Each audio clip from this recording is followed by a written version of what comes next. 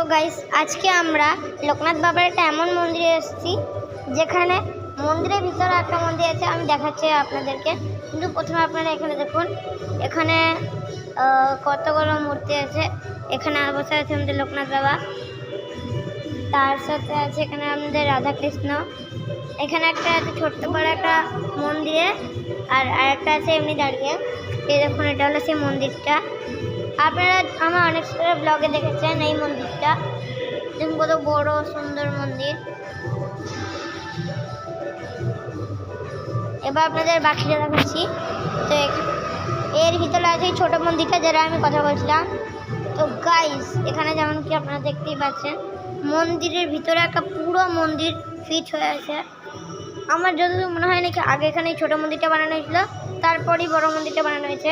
এটা হলো একটা ছোটো শিব মন্দির, যেখানে একটা ছোট্ট বড় শিবলিঙ্গ, না ছোটো না মানে বড়ই শিবলিঙ্গ, আর একটা এটা আছে, আর মহাদেবের ত্রিশূল।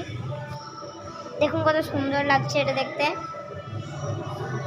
যারা যারা মহাদেবের ভক্ত তারা এই ভিডিওটিকে লাইক এবং চ্যানেলটিকে সাবস্ক্রাইব করা একদম ভুলবেন না, এবং নিজের কোনো প্রিয় বন্ধু বা বান্ধবীকে এই ভিডিওটা শেয়ার করবেন। আপনি এখন দেখতেই পাচ্ছেন নাকি কত সুন্দর জায়গা। এটা আমাদের বাড়ি থেকে প্রচণ্ড দূর, মানে বাস স্ট্যান্ড পেরিয়ে।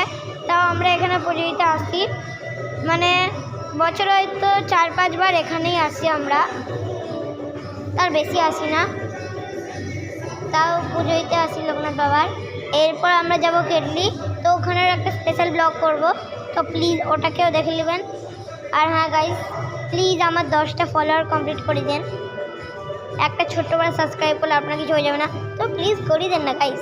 এখনকার জন্য টাটা এন্ড গুড বাই।